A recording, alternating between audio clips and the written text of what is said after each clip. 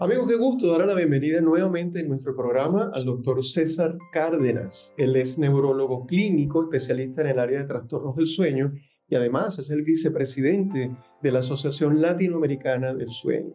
Doctor Cárdenas, bienvenido y un gusto tenerlo nuevamente con nosotros. Muchísimas gracias, Julio, a ti y a todo tu equipo. Gracias por su tiempo, que sabemos que no es mucho, así que agradecido. Nos conectamos. En este momento el doctor Cárdenas está en Caracas, Venezuela. Bueno, doctor, hemos estado hablando en otras ediciones sobre el sueño, los trastornos del sueño, los diferentes tipos de trastornos del sueño, y quisiera que en este programa nos concentráramos inicialmente en cómo se evalúa, como un especialista como usted, se evalúa a una persona que simplemente llega a su consulta diciendo que, bueno, pues tengo problemas para dormir. Sí, es interesante lo que comentas, porque en la consulta de sueño, el motivo de consulta de la persona es que no puede dormir bien o que siente que no descansa, ¿no? Pero la verdad es que la gran mayoría de los pacientes ya le han hecho ese comentario a otros médicos, a su médico de cabecera, a su médico internista, a su médico familiar, o inclusive las damas a su ginecólogo. O sea, ya muchas veces el tema sale antes, ¿no? Y a veces es difícil entender cómo poder aproximarse a él. Al punto tal de que, bueno, tú y yo sabemos que a veces la solución sencilla es la prescripción de algo para poder dormir y no se ahonda en el problema. Pero nosotros siempre que queremos estimular a todos los médicos de la atención primaria a hacer unas preguntas adicionales, porque el insomnio o el sueño insuficiente o el sueño excesivo, el cansancio, la somnolencia, es un abordaje médico como cualquiera y lo atendemos en la consulta. Y el primer abordaje es conversando con la persona. Entonces, primero hay que definir bien qué es insomnio. Y el insomnio es la dificultad para iniciar o para mantener el sueño, siempre y cuando la persona tenga la oportunidad de dormir, tenga la voluntad de hacerlo y tenga el ambiente de sueño adecuado. Y que cuando no lo logra, tiene síntomas diurnos de que el sueño no ha sido reparador. Insomnio no es sinónimo de dormir poco. Ujú. Y a veces la persona se queja de que tiene insomnio y cuando uno agudiza un poco el sentido, te das cuenta que verdaderamente no es insomnio, sino que está privado de sueño. O verdaderamente no está insomnio, sino que de repente está bajo una situación de estrés y por eso no tiene tiempo de dormir, porque se acuesta muy tarde, porque tiene mucho trabajo pendiente, porque se levanta muy temprano. Entonces lo primero es tipificar eso. En la consulta de sueño, es una consulta especializada en donde a veces ya el paciente ha pasado por varios profesionales.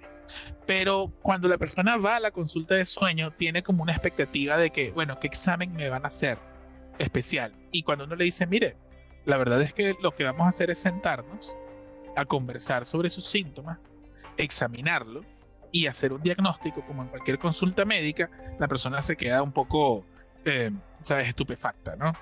Eh, eh, y el sueño tiene que abordarse así, como un problema médico. Y comienza con lo que tú y yo sabemos, la historia médica. ¿Cuándo comenzó el insomnio? Si cuántas veces a la semana la persona tiene dificultad para dormir. Si la dificultad para dormir es para iniciar el sueño o si se despierta en la madrugada y no puede volver a dormir, que es el insomnio de mantenimiento. O de repente es que se despierta más temprano de lo que quiere, que es el insomnio de despertar temprano. Pues mixto, Si ¿no? hay síntomas asociados, sí, que puede tener las dos cosas, que puede también sí tener síntomas asociados, si hay trastornos de movimiento, si hay ronquido. Entonces lo primero que se arma es una historia. La gran mayoría de los trastornos del sueño son principalmente insomnio y apnea obstructiva del sueño, y después de ahí para abajo son los trastornos del movimiento del sueño, las piernas inquietas, el movimiento periódico de piernas y los trastornos del comportamiento que está, ¿sabes? El sonambulismo, las pesadillas y estas cosas. Si ya uno tiene una aproximación clínica, entonces pasamos a los exámenes. Dependiendo de la entidad médica se hace el examen. Por ejemplo, no usamos normalmente el estudio de sueño que se llama polisomnografía, ¿sabes? Que es ese estudio en donde conectamos al paciente una serie de electrodos en la cabeza y en el cuerpo y él se queda a dormir en el laboratorio de sueño y se hace un registro de toda la noche. Ese estudio, que es el estudio de sueño per se utiliza principalmente más para la apnea obstructiva del sueño, para la gente que ronca y se ahoga dormida. No lo utilizamos tanto para insomnio. De hecho, para el insomnio utilizamos otros diagnósticos, utilizamos algo que se llama la actigrafía. La actigrafía, yo le explico a los pacientes que es más o menos como esos relojes inteligentes que se compran actualmente. Solo que este reloj es especializado para ese diagnóstico. Tiene un sensor de movimiento. Él mide la temperatura del cuerpo de la persona y además recibe luz artificial y natural. Y eso nos hace un mapa. La persona lo usa 7 días a 14 días. Y nosotros tenemos un mapa de todo lo que llamamos el lactograma. Entonces, si tenemos insomnio e identificamos las características del insomnio y queremos tipificar, hacemos la actigrafía. Ahora, no podemos... disculpa. Perdón que lo interrumpa porque creo que yo no capté algún área. Cuando hablamos de actigrafía, estamos hablando de un dispositivo que se lleva al paciente, como cuando le ponen un holter a alguien, sí, va para su casa. Exacto. Es un dispositivo médico, es un equipo especializado para el diagnóstico de trastornos del sueño, tipo insomnio y tipo trastornos de lo que llamamos ritmo sueño-vigilia, como por ejemplo el jet lag, o los adolescentes que se duermen muy tarde. Entonces, eso es lo que utilizamos actualmente. Entonces, el primer de abordaje suele ser la historia médica y hacer el diagnóstico clínico, y después, generalmente, para el insomnio hacemos la actigrafía y después analizamos esa data. Ahora, fíjate algo importante. Hay una condición médica. Habíamos comentado que el primer trastorno del sueño más frecuente es el insomnio en el mundo. Se ha hablado de que, inclusive, por lo menos en Latinoamérica, nuestras estadísticas dicen que el 27% de la población está sufriendo de alguna forma de insomnio crónico, que es que durante más de 6 meses duermen mal 3 veces por semana, ¿no? 3 noches por semana. Ahora, el segundo trastorno del sueño más frecuente del mundo es la apnea obstructiva del sueño, que es esa condición en donde las personas roncan y se ahogan y no respiran bien. Se calcula que eso es aproximadamente el 10% de la población, más o menos, ¿no? Dependiendo de la edad y dependiendo de cosas. Entonces, como son los dos trastornos del sueño más frecuentes del mundo, a veces coinciden. Y en esos casos es cuando el paciente con insomnio le hacemos la actigrafía y el estudio de sueño, porque tenemos que diagnosticar las dos cosas.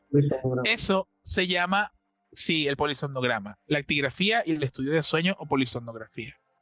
Esa entidad actualmente se conoce como COMISA, que es una abreviatura, un acrónimo de las palabras en inglés Comorbid Insomnia and Sleep Apnea. ¿Por qué te lo comento? Porque se tiende a pensar de que si yo tengo apnea no puedo tener insomnio. ¿Ok? Y eso se sospechó durante muchos años. Pero ahorita nos hemos dado cuenta que hay muchas personas que se presentan a la consulta de sueño con insomnio y cuando tú los evalúas, roncan, se ahogan, se les seca la garganta, amanecen con dolor de cabeza, se mueven mucho en la noche y en esos casos muchas veces el insomnio puede ser causado por la apnea obstructiva del sueño. El diagnóstico ahí sería apnea obstructiva y no insomnio, o se le da los dos diagnósticos. Bueno, hay que tipificar porque de hecho tú puedes tener el insomnio secundario a la apnea y la única manera de saberlo es tratando la apnea y que el paciente se le quite el insomnio. O puedes tener el insomnio comórbido. ¿Por qué?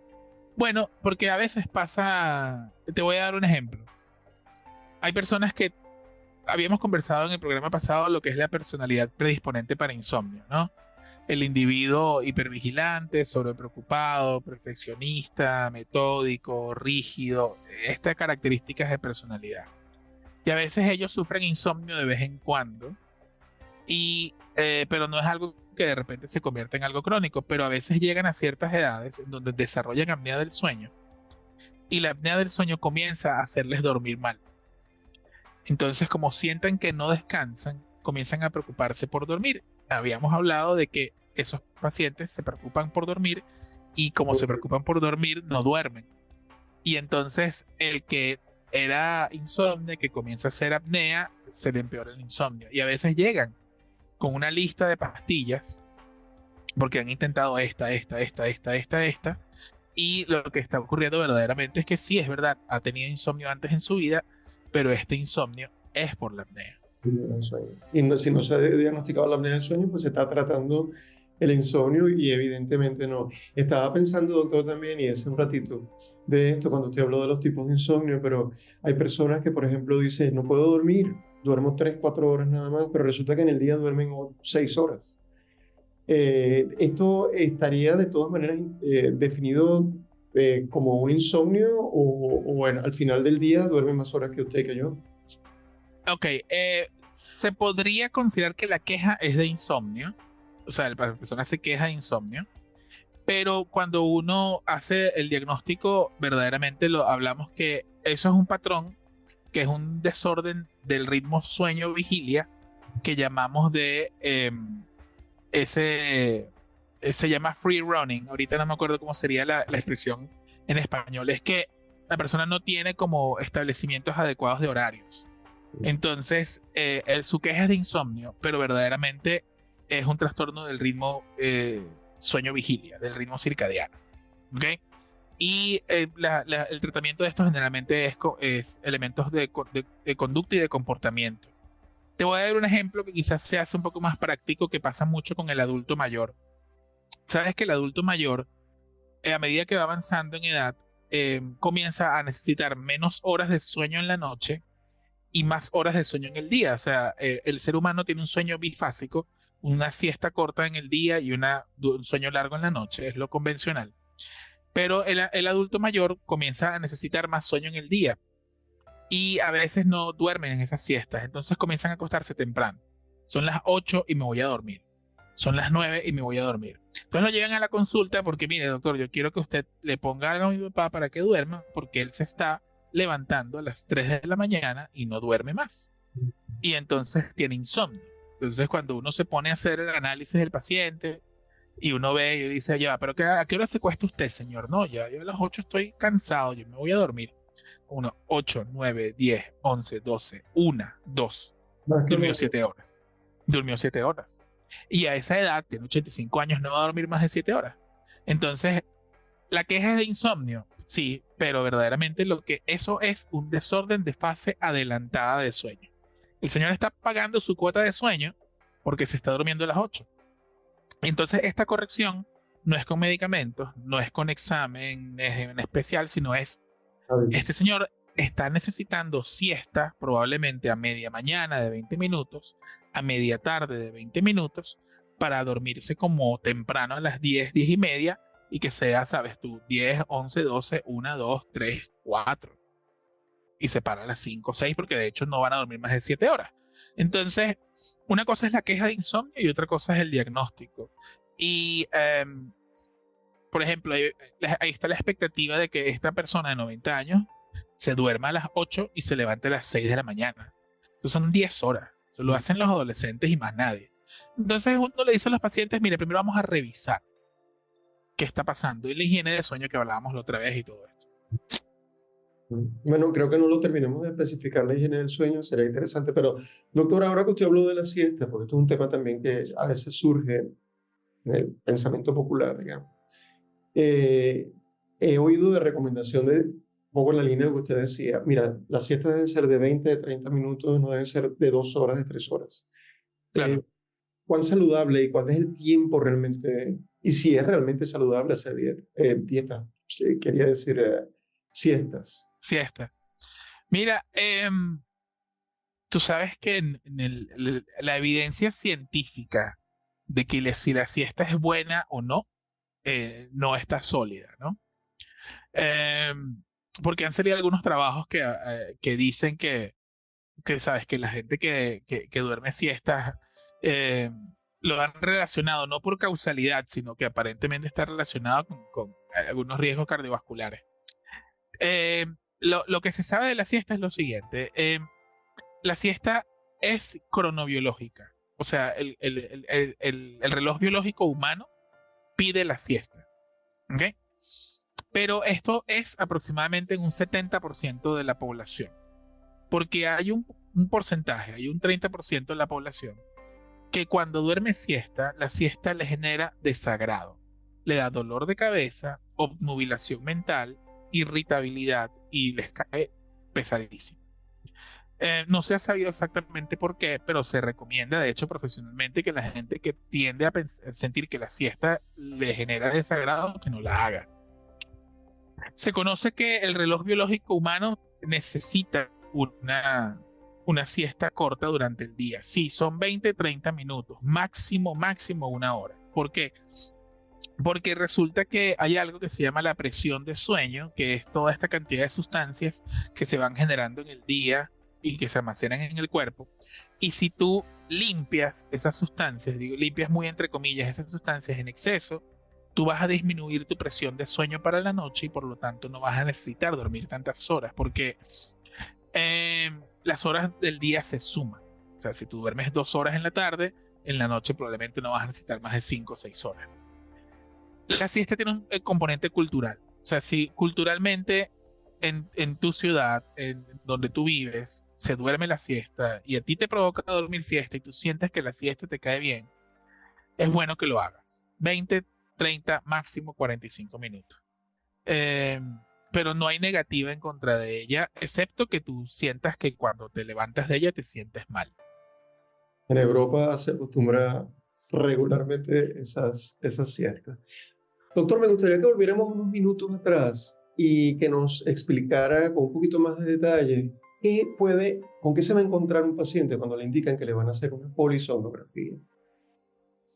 Ok, la polisomnografía, que es el estudio completo, se hace en el laboratorio de sueño, que es un área que está condicionada para ello.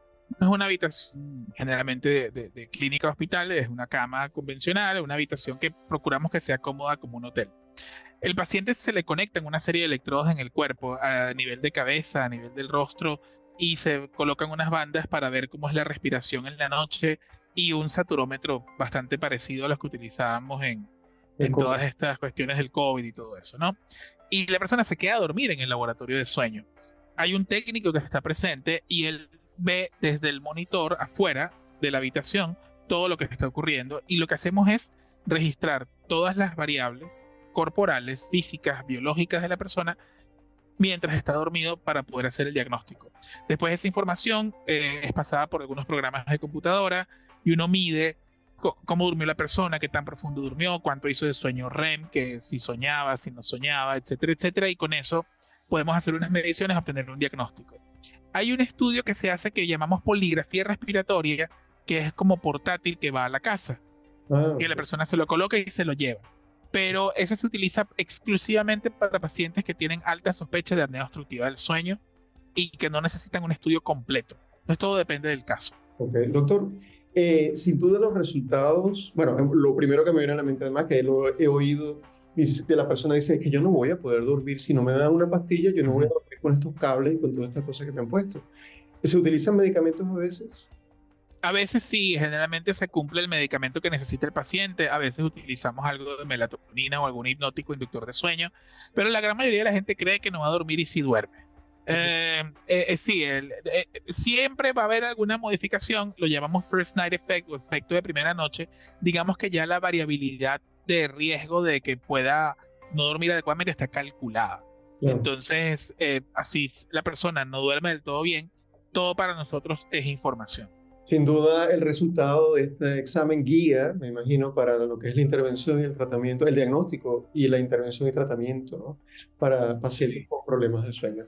Doctor, se nos fue el tiempo. Siempre es un gusto conversar y aprendemos muchísimo de toda la información que usted nos trae en estas ediciones. Esto me da un poco de pena, pero lo digo abiertamente de nuevo. Queremos invitarlo para un próximo programa porque entonces podríamos estar hablando de lo que es el tratamiento en particular de estos trastornos del sueño. Doctor Claudio Cárdenas, neurólogo clínico, especialista en trastornos del sueño, vicepresidente de la Asociación Latinoamericana del Sueño. Muchísimas gracias por haber estado con nosotros. Hasta una próxima ocasión. Gracias a ti y a todo tu equipo. Hasta luego.